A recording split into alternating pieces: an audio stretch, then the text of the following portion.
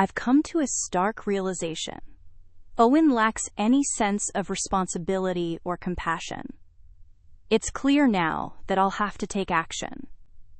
I've decided to stay in this house with my parents, and Owen will need to leave. Ever since we got married, Owen has depended on me for everything. Now, despite my efforts and the fact that I pay $4,000 a month for rent, he's trying to force me out of my own home. This is my breaking point. For months, I've been contemplating divorce, but Owen's selfishness and cruel remarks have sealed my decision.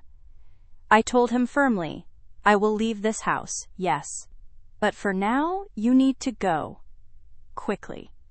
He simply shrugged and replied, fine. I'll be out tonight and back tomorrow evening. Just make sure you're gone by then. The nerve of him. I asked, don't you even care to check what I might take with me? His response? Don't touch my equipment. Do whatever you want with the rest of the stuff. His dismissive attitude left me stunned, but also resolute.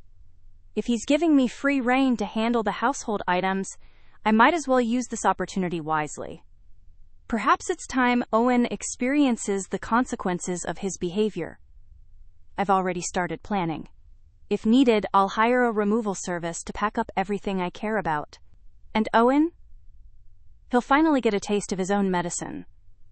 For context, here's a bit about my situation. I'm Erica, and I'm 31 years old, a graduate from a prestigious program, and I work as a researcher at a well-known company. My career is stable, and my income is respectable for my age. With my earnings, I can afford to live in a luxurious apartment that costs $4,000 per month in rent. On paper, my life seems ideal. I have a good job, a nice home, and a family. Owen, my husband, and Sam, our son. To outsiders, it may appear that I have it all. I understand there are people who struggle with basic necessities, who don't have a roof over their heads, or who are elderly and live alone. In many ways, I am fortunate, and I don't take that for granted. However, my life isn't as picture-perfect as it seems. The truth is, the $4,000 rent weighs heavily on our budget. Even with my decent salary, it's a substantial financial strain. What makes it worse is Owen's refusal to contribute meaningfully. If he had a proper job, we wouldn't have to struggle like this. But Owen, at 32 years old, is still chasing a dream of becoming a musician. I once admired his ambition. He was somewhat popular in his early days, performing at various events and live houses. But, let's be real, entertaining a few hundred people here and there doesn't pay the bills. His income from part-time jobs is unstable, and his dream of making it big as a musician feels more like a fantasy now. Meanwhile, I'm left shouldering all the responsibility. Instead of working toward a stable future for our family, Owen clings to his dreams, leaving me to deal with the harsh realities of life. He dismisses my concerns as if I'm nagging. When I mention the financial burden, his response is always the same. You sound like an old woman with all your complaining, but I'm not complaining. I'm stating facts. I've been patient, supportive, and understanding, but my patience has run out. I've carried this marriage and our family on my shoulders long enough. Owen's refusal to change has forced me to make a choice. Divorce is no longer a distant thought. It's my way forward. I deserve a life where I'm not constantly worrying about rent or being belittled for speaking the truth. My son Sam and I deserve better. It's time to put my well-being first and let go of a relationship that's only holding me back. In the end, I know this decision is for the best. I'm capable of building a happy, secure life for myself and my child without Owen dragging us down. And if that means starting over, so be it. This is my chance to reclaim my independence and create a future where I feel truly fulfilled. When I was younger, I saw Owen shine as he chased his dreams. He seemed amazing, full of promise. When I got pregnant, he said, "I'll work hard for our future child." I was only 20 when we got married and started a family. I thought getting married meant he would give up his music dreams and focus on building a life with us. At first, I felt bad for questioning his choice to stick with part-time jobs and his dream of music. I didn't want to make him feel like he had to give it all up for the family. But after our child was born, everything changed. Owen still kept going with his music and part-time work as if nothing had happened. I couldn't take it anymore. One day, I warned him, "How long do you plan to keep working part-time jobs? You're almost 32. People your age are building careers." Owen just replied, "I have my own way of living. Don't compare me to others." I couldn't believe his answer. "Your words sound good, but they don't mean anything. If you want to talk about living your way, then start by helping out with the household expenses." He tried to justify himself by saying, "When I become famous, I'll make up for the money I'm not earning right now." I snapped back, stopped dreaming, and faced reality. Owen had no answer to that. Eventually, he took up a part-time job, but even then, it wasn't enough. Earning $2,500 or even $13,000 a month would have helped, but Owen didn't stop talking about his dreams. "You're being too noisy," he'd say. Times have changed. There are lots of ways to succeed without signing with an agency. I'm not just dreaming anymore. It's just that my name isn't well known yet. Companies hold all the power in advertising, but I'm making progress. Even if it's low, I didn't know how to respond. It's all so confusing to me. When will he realize it's all just an illusion? Owen's band already broke up, and the other members have moved on. Some got married, and others found steady jobs. I think Owen should do the same, but he says things like, "Giving up your dreams is pathetic." I don't see it that way. I think choosing to give up your dreams for the sake of your family is a meaningful and responsible decision. Is that so wrong? When I was pregnant, Owen promised he'd work hard for our child. But now I see what he really meant. He'd keep working hard at his music career. I keep hoping that as our child grows, Owen will finally face reality. "Did you buy expensive clothes again?" I asked. "Looking good is important for my job," he replied. I couldn't believe it. He hasn't made a single dollar for music yet, and here he is talking like he's a star. It's been 11 years since our child was born, and Owen is still working part-time. Now, at almost 32, he's spent years chasing his music dreams without any real success or achievements. Instead of earning money, he spends more and more on expensive clothes and music equipment. "I wish you'd spend less on those things and contribute a bit to the household," I told him. "You can't satisfy hunger with pretense," he snapped back. "These things are necessary for me." Because of his attitude, we argue a lot. We try to have these discussions when our child is at home or moved to another room. But the apartment is small, so he often overhears us if we raise our voices. That's one reason we're considering moving to a bigger place. As our son, Sam, grows, this apartment will only feel more cramped. "Hey, Sam's 11 now, and this place is getting too small. Should we move?" I asked Owen. "Yeah," he said. "This was your house originally anyway, right? You lived here alone before we got married." "Do you have a problem with that?" I asked. "It's not a problem," he replied, "but I'd like to move to a bigger place, maybe a high-rise condo. That would be cool. And who's going to pay for it? I'll help with the household expenses. You handle the rent, and I'll cover the electricity, gas, and groceries. Please, I really want to live in a high-rise condo." With my salary, moving to a high-rise condo was possible. I was even a little encouraged that Owen offered to help, even in a small way. Maybe this could be the push he needed to understand the value of money and face reality. "Okay," I said. "I'll look for a place, but since I'm paying the rent, I get to choose where we live." "Deal. Deal. As long as it's a high-rise condo, I'm fine with whatever you pick." I hope this new chapter would bring some positive changes. But things didn't go as planned. A year after moving into the condo, Owen is still chasing his music dreams at 32, and he hasn't kept any of the promises he made when we moved. "Hey, the gospel came," I reminded him. "Make sure you pay it before it's debited from my account." "I'll give it to you next time," he said casually, once again failing to take responsibility. "I don't have the money right now." "When is next time?" "You always say that, but then you never pay. You're always making excuses. Do you really think money isn't important?"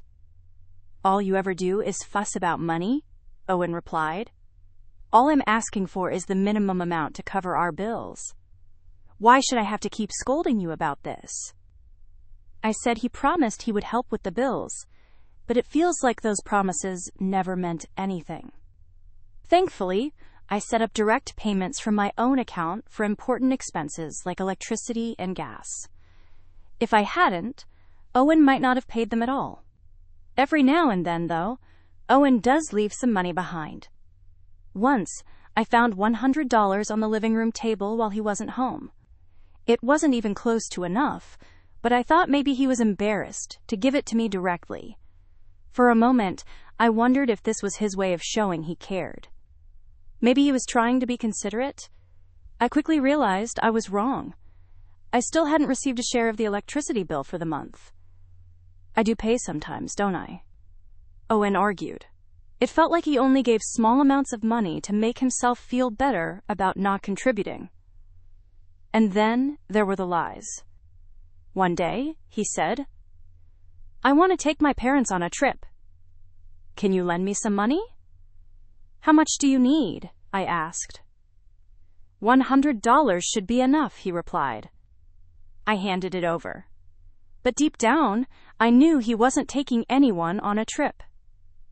Owen has a habit of lying when he wants pocket money. I know this, and he knows I know. But we still go through the motions. He probably uses the money to treat his friends or show off. Meanwhile, the rent for our high-rise condo is $4,000 a month. It's been this way for 5 years, and I've been struggling to cover it. I thought moving here might inspire Owen to take work more seriously, but he keeps letting me down. I can't save any money in this situation. I'd much rather use the money for something meaningful, like our child's future or retirement. I've thought about divorce before, but now I'm starting to think seriously about it. Then Owen said something that made my decision clear. "Hey, we have an unused room, right?" I was thinking of clearing out the unused room and making it a space for my parents. "What do you think?" Owen asked. "A room for your parents? Are you saying they'd move in with us?" "Why are you suddenly bringing this up?" I asked, surprised. "My parents are getting older. We can't just leave them alone," Owen said, trying to sound noble. But I know Owen. He always talks big, but he can't follow through. Who does he think is paying the $4,000 rent for this high-rise condo? I'm also the one covering all the living expenses and our son's education. The idea of being forced to live with my in-laws on top of all this is completely unacceptable. "I'm against it," I replied firmly. "Don't answer so quickly." "Think about it for a while," he said. "I have thought about it." "My answer is no," I said again. "Why are you being so stubborn? What's wrong with taking care of your parents? Are you telling me to abandon mine?" "You're heartless," he snapped. To someone just listening to this conversation, I might sound selfish, but that's not true. The problem isn't his parents, it's Owen. If his parents move in, I know exactly what will happen. Owen will dump all the responsibility of taking care of them on me. I'm already doing everything for this household. I cannot and will not take on even more. "I will not live with your parents," I said firmly. Owen glared at me. "I see how heartless you are." "Fine. I'll live here with my parents." "So you need to leave," he said angrily. I couldn't believe it. Ever since we got married, Owen has been completely dependent on me. And now, He's trying to kick me out of the house, even though I'm the one paying the $4,000 rent every month. His words made me realize how helpless and irresponsible he truly is. I've been considering divorce for a while, but now I'm sure his unreasonable demands and selfishness have made my decision clear. Fine. I'll leave the house, I said. Good. Pack your things and get out quickly. I'm going out now, but I'll be back tomorrow evening. Be gone by then, he said coldly. Are you sure you don't want to check what I'm taking with me? I asked. Don't touch my equipment. Do whatever you want with the rest, he replied before leaving the house. Now that Owen was gone, I realized I was free to handle everything in the house. As I stood there thinking, my 15-year-old son, Sam, came out of his room. Mom, I'll help you pack. And I'll go with you too, he said softly, trying to comfort me. It broke my heart. Whenever Owen and I fought, Sam would quietly go to another room to avoid the tension. As a parent, it hurts me deeply that my child feels like he has to tiptoe around these situations. When Sam was younger, he loved playing with his dad and didn't understand what was really happening. But as he grew older, he began to see the truth. Now he supports me in ways no child should have to. Where should we start, Mom? Sam asked. Start with your own things, I said. I have something else to handle. I just want to give him a little shock, I thought as I grabbed my phone and made a call. Hello. I'm sorry for the last-minute request, but could you help us tomorrow? After packing up what we needed, my son and I decided to stay in a business hotel for a while with just the essentials. We would have to find a new place to live soon. That evening, knowing Owen would call, I placed my phone on the table and waited. When it rang, Sam and I looked at each other and I picked it up. Hey, what's going on? Where are you doing? Owen shouted on the other end. What do you mean? What's the problem? I asked calmly. All my clothes and equipment are here, but everything else is gone. Where are the tables? The fridge? Did you take them? No, I replied. I called a junk removal service to get rid of everything. By now, it's probably already been burned. Sam, are you there too? Owen asked, sounding even more panicked. When Sam spoke up, Owen seemed completely caught off guard. He probably didn't expect Sam to still be around, and was shocked to find the house nearly empty. What do you mean everything's gone? The furniture and appliances? Those are marital property, he said angrily. You told me I could do whatever I wanted with everything except your equipment, I reminded him. So I did just that. How am I supposed to live now? Owen asked, his voice full of frustration. If you need furniture, you can buy new ones. For now, maybe use your amp as a chair, or wrap your guitar in a towel for a pillow, I replied with a hint of sarcasm. That's not funny. How could you do something so nasty? He snapped. We're getting a divorce, I said firmly. Yes, I understand, Owen replied. He sounded like he expected me to be shaken by the mention of divorce. Maybe he thought this was just another argument that would eventually blow over. But I had already made up my mind. His words didn't scare me. They only made me feel more certain about my decision. In fact, I was almost relieved that he brought it up. Really? You understand? We're getting a divorce, I repeated, making sure he knew I was serious. You don't have to say it so many times. I understand, I said coldly and calmly, making it clear that this was final. Owen must have realized that the divorce would hurt him more than it would hurt me. He seemed flustered, unsure of what to say next. Normally, he'd apologize and back down, but this time, he couldn't. Maybe it's his stubborn pride as a musician. He can't admit defeat. But I know Owen too well. Once he says something, he doesn't take it back, even if he regrets it.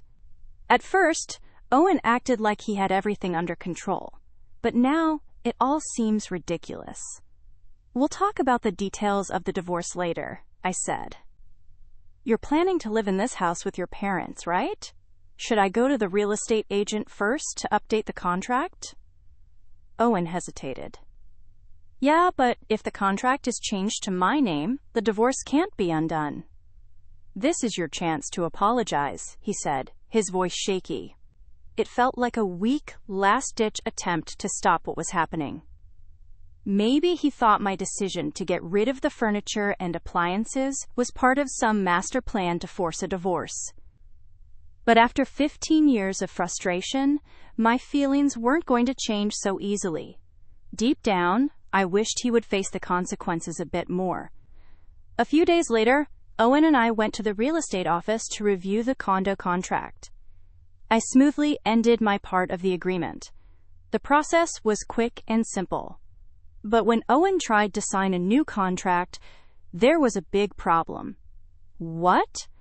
The rent is $4,500. Owen's face turned pale. When I first signed a contract for the high-rise condo, Owen left everything to me, choosing the property, negotiating, and signing the paperwork. He never even asked about the details, so he had no idea how expensive it was. There's no way I can pay that rent, even if my parents help, Owen said in shock. Apparently, after I left, Owen planned to rely on his parents to share the cost of the rent. He assumed that between the three of them, they could manage it. But the actual rent was way more than he expected. Since his parents are retired and only have their pensions, and Owen is a part-time worker with an unstable income, it was clear they couldn't afford it. I had already seen this coming. "You've been paying this much every month?" Owen asked, stunned. "Yes," I replied. "I've been paying it the whole time." "Because you don't work. We haven't been able to save anything. I can't handle a contract like this," Owen admitted. "Don't worry," I said calmly. "I don't think you can handle it either." "What do you mean?" Owen asked, looking confused. He seemed so overwhelmed that he didn't even understand the basic requirements for renting a property. I turned to the real estate agent. "Excuse me. Is it possible for someone with an irregular income of $2,500 per month to qualify for this contract if their parents cover the difference?" The agent shook their head. "No, that would be very difficult. The applicant needs to have a stable income to qualify." I looked at Owen. "See? I told you it wouldn't work. You wouldn't be able to pass the screening." Owen sat there in silence, realizing for the first time just how far out of his depth he was. The real estate agent, hearing our conversation, probably realized we were about to separate. He gave a small, uneasy smile but didn't say much. "So what do I do now?" Owen asked. "If you can't sign the contract, you have no choice but to leave," I said. "There's no other option since I've already canceled my part of the contract." Owen looked shocked. "Wow, you've done something ridiculous again."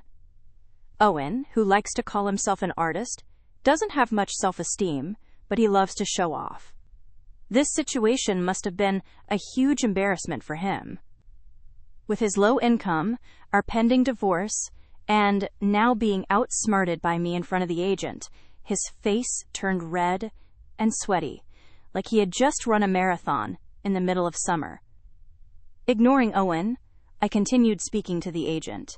"Since the contract can't go through, we'll need to move out right away, correct?" "I'm sorry for the trouble, but we don't have much left in the house. It's mostly just clothes and music equipment. It shouldn't take long to clean up. Can you guide me on the procedures for moving out?" Owen interrupted. "You knew I didn't understand the rent or the conditions of the house, and you still went ahead with all of this. What do you mean?" "I asked if you wanted to review the contract, and you said you'd handle it yourself," I replied.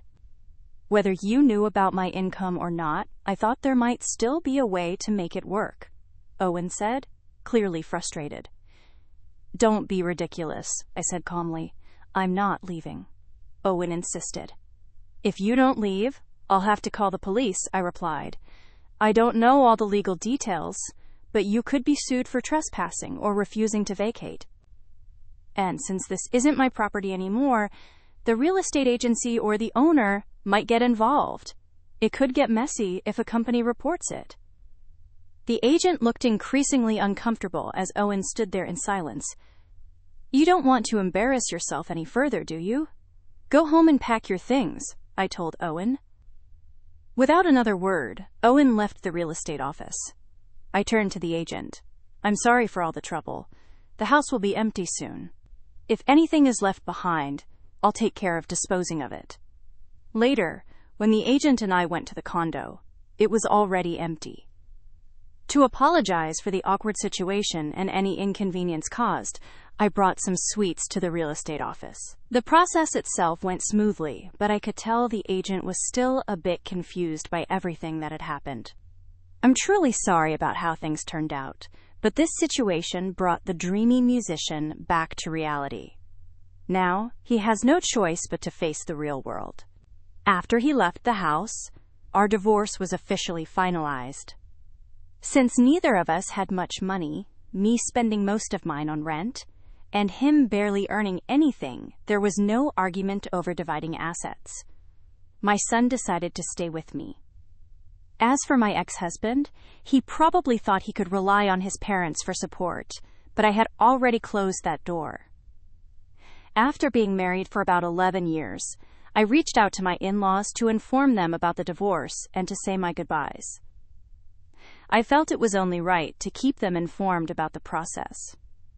When my in-laws learned about all the things my ex-husband had done, they chose to step back and stop supporting him. They told him they wouldn't help him anymore until he found a stable job and became independent.